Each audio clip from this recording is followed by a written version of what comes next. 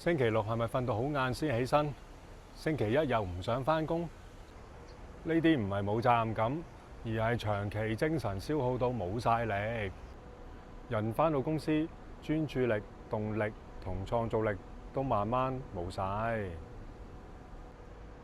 Executive burnout 唔係懶，亦都唔係自己唔夠硬淨喎，而係自己嘅情緒、認知同埋動能同時間都下降，包括希望感啦、自我效能啦、韌力啦同埋樂觀。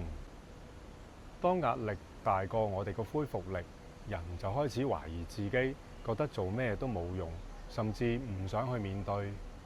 呢啲情況發生喺團隊入邊，可能唔單止係一個管理嘅問題，可能係同事之間嘅心理資本流失有關。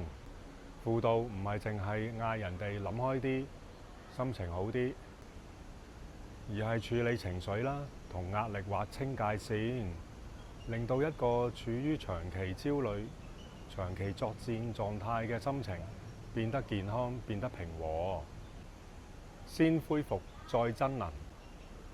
如果最近你嘅團隊士氣低、沉默多、高流失，咁你就需要留意啦。歡迎留言話我知你嘅團隊最近發生咩事，我哋試下一齊探討心理資本。好，下條片見，拜拜。